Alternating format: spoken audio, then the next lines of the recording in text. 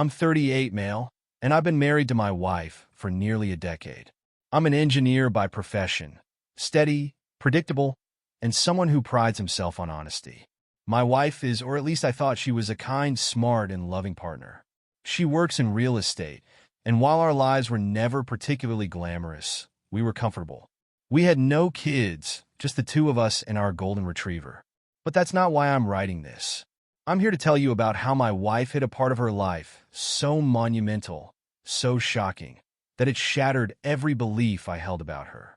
It started innocently enough. A few months ago, I was cleaning out our attic while she was at work. I'd planned to reorganize some old boxes when I stumbled upon a sealed plastic bin labeled tax records.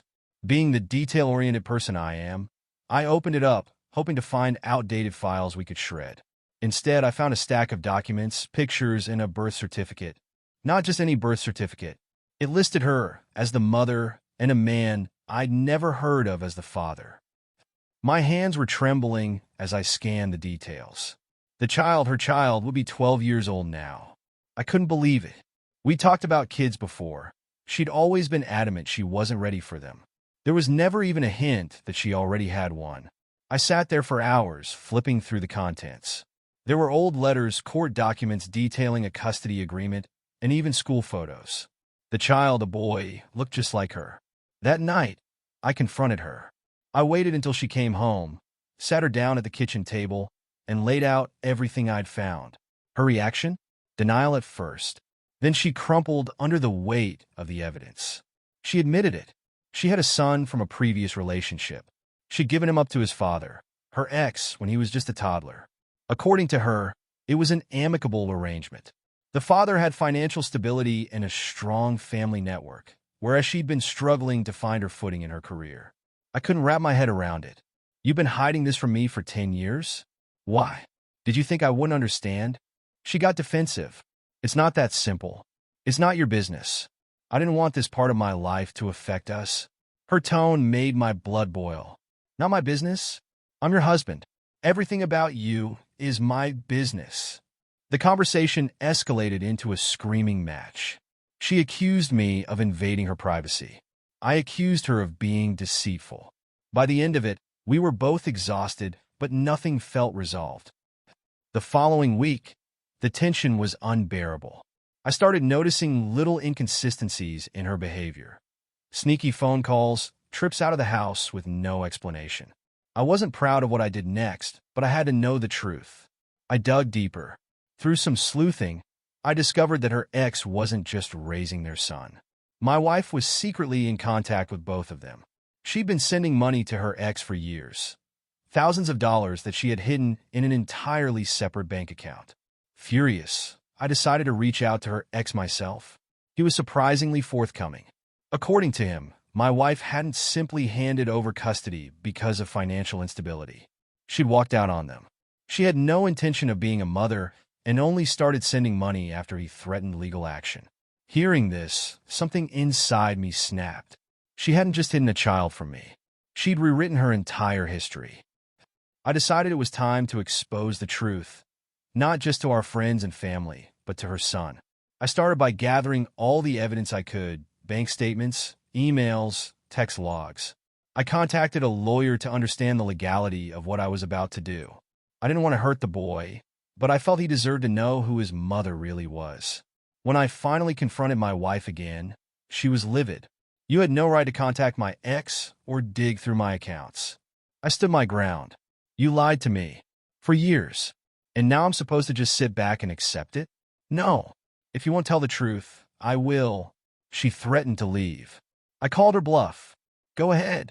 But don't think for a second that I'm letting this slide. I'll admit, part of what I did next was fueled by spite. I organized a family dinner at my parents' house and invited her parents as well. Once everyone was gathered, I laid it all out. Did you all know that she has a son? Because I didn't. Not for 10 years. Her parents were horrified. They admitted they'd known, but thought it wasn't their place to tell me. My parents looked at her like she was a stranger. My wife stormed out, but not before yelling, "You've ruined everything." The final blow came a week later. I contacted her son's school anonymously and sent over proof of her financial support, including her contact information. I wanted the boy to have the option to reach out if he ever wanted to. She filed for divorce shortly after that. But I wasn't done.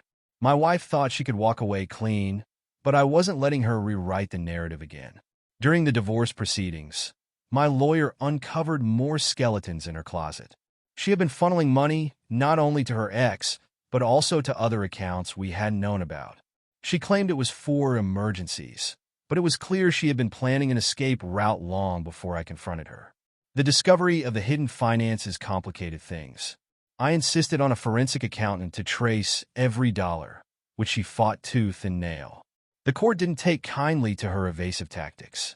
By the time the audit was complete, it was clear she had been siphoning off marital assets into her private accounts for years. Her entitlement hit a new level during the divorce hearings. She demanded spousal support, arguing that she had sacrificed her career progression to support our marriage. I nearly laughed in the courtroom. She's been supporting a completely different family on the side, I countered with documentation to back it up. Her lawyer tried to paint me as controlling and invasive, but the judge wasn't buying it.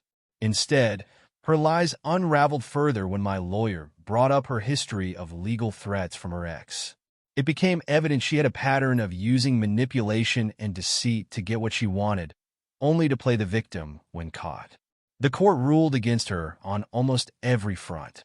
She got no spousal support, and I was entitled to a significant portion of the funds she had hidden. I could see her seething as the judgment was read, but there was nothing she could do. But the most satisfying moment came a few months later. Her son reached out to me. I hadn't expected it. I'd left my contact information with the school, along with a note explaining that I was once married to his mother and wanted to help if he ever needed it. When the boy called, he was hesitant, unsure of what to say. We met for coffee at a neutral location, and my heart broke for him. He told me about his life, how his dad had been there for him every step of the way, but his mom was like a ghost. She'd show up once in a blue moon, make promises she didn't keep, and then disappear again. I just wanted to know why she didn't want me, he said quietly. I didn't sugarcoat it.